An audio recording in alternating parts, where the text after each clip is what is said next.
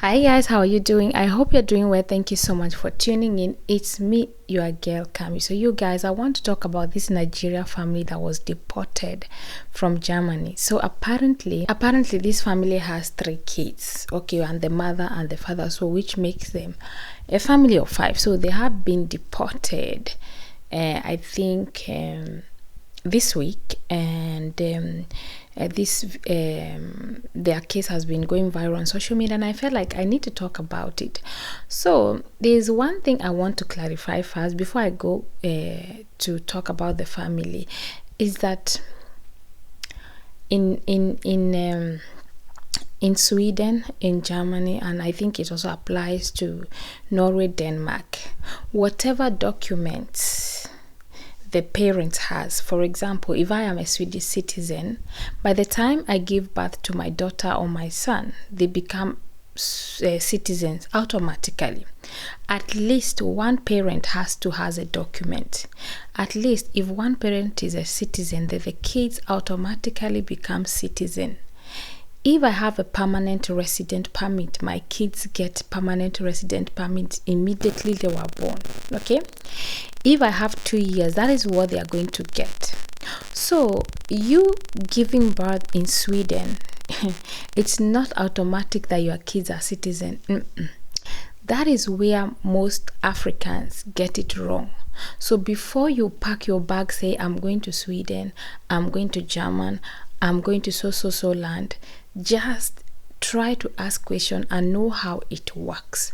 You giving birth to 5, 6 children or 10 children is not a guarantee that they are going to give you a permanent resident.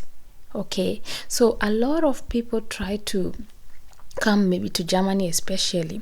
I think one of the thing in Germany is like they care for family. They give them house, they give them money.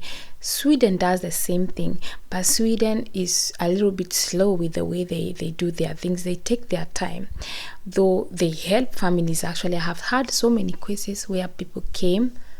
Sorry guys, I was distracted. I went to take care of my daughter. So what I was saying is that many people get it wrong. You have to understand the rules and the laws, and the most like all of those laws, they are on migration website. They always talk about it. A lot of laws change every day, especially in Sweden. A lot of things are changing every day. So this issue of deportation is something that has been going on for quite, and now Europe is beginning to be very tough. We've been hearing of economic crises. Things are expensive in Africa. Things are expensive, extremely expensive here in Europe, especially in Sweden. The rate of inflation has gone so up, like things are so expensive. So life is beginning to become hard. Things are beginning to become tough. So they are tightening their laws. Like Sweden has changed a lot. Many laws are changing. In fact, for you to get a permanent resident permit in Sweden, they are going to introduce language and social studies. Then for you to even get a citizenship, I heard, though I've not really verified, but I've heard from 2 people that applied for citizenships and they were denied just because they didn't have a permanent job. So I really want to investigate why is their case different. So a lot of things are changing. So you guys, they are tightening because their economy cannot take care of foreigners. There are so many foreigners coming in. Like now, we all know about the Ukrainian war, and there are so many Ukrainians that need refuge. So Sweden has taken a lot of Germany, Norway, the Scandinavia and Europe in a whole has taken a lot of refugees from Ukraine. So what do you expect? They have to take care of their people. They have to help their people. They are Europeans. They have to help them first before they could think of other foreigners. So things are getting so hard. Like in the next 5 years, I'm telling you, it will be very difficult to enter Europe. It will be very difficult to even get your permit, and that is why they want to make sure that they finish with everybody that is here. Whoever need to be deported, be deported. Whoever they need to make decision, they do. So that family, let me go back to that family of 3 that was deported. According to what I read, is that the father worked in 2017. He was working, but then he was stopped. Once they stopped you from working, it means they don't want you to work, and it means they have made a decision that you need to go back home. You understand? It means you don't have the right to work. When you seek for asylum, they give you, there are two different kind of card they give. One is that they just give you asylum. You can stay for a while before they make decision, but you are not allowed to work. The other one is that you are allowed to work and study in Sweden, with your LME card.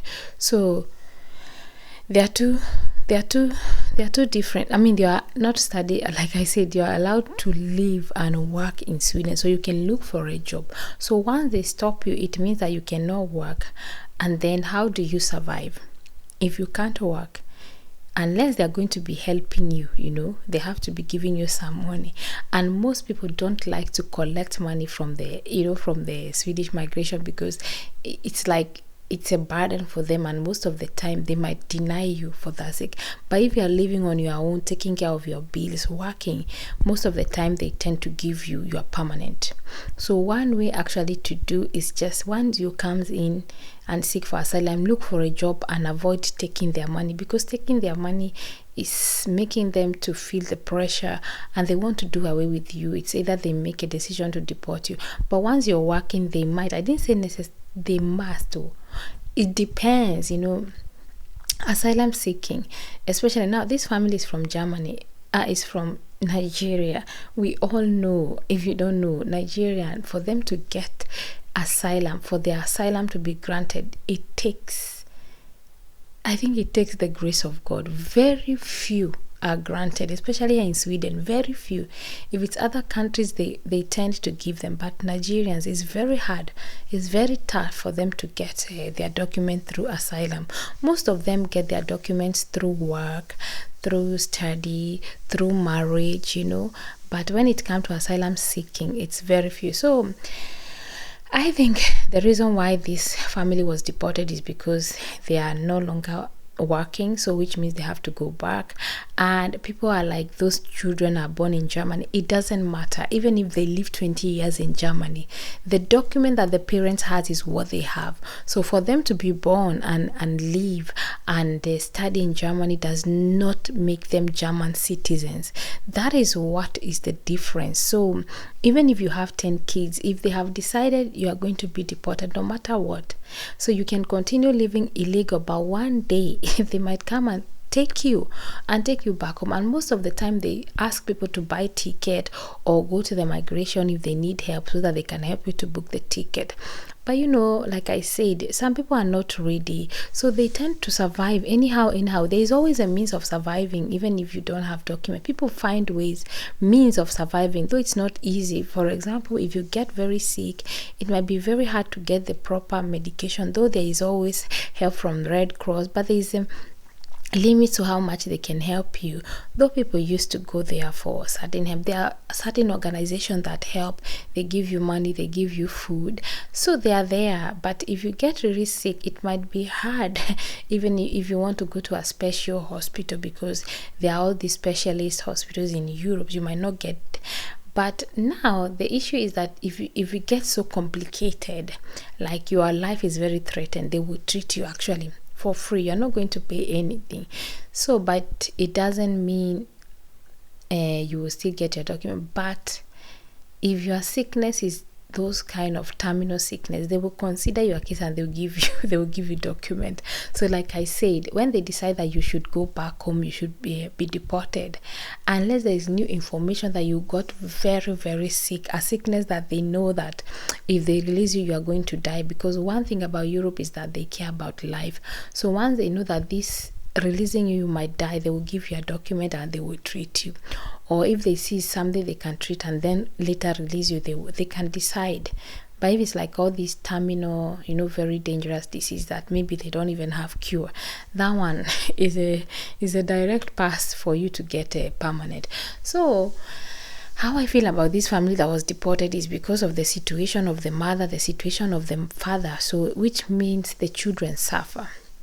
So going to Germany, or giving birth to children, because people say, oh, Germany loves children, loves the family. It doesn't work like that. They will deport you. So don't give birth in the name of government is going to help you. Give birth based on your measures or the children you are going to take care, because if you keep giving birth to so many children and then at the end of the day they tell you to go back, it doesn't make sense. A lot of people talk about benefits, child benefits. What is there? I mean, this will be another topic, because this child benefit issue is, there's so much misunderstanding when it comes to this, and I'm gonna talk about it in my next video. So anyway, guys, the family who has been deported, they arrived Nigeria in on Tuesday, and like I said, the reason is that once they decide you should go back, you definitely have to go back, because you can't live illegal forever. So before you move to Germany or to Sweden or to Norway or to Denmark, try to find out information how it works. And like what I wanted to clarify is that just because your children are born in Sweden or in Norway or in Denmark, it doesn't mean they are citizens. No, it's the document the parents has that stand for their children. Anyway, guys, I hope I'm able to talk or make sense in this video. Thank you so much for tuning in, and I see you in my next one. Bye.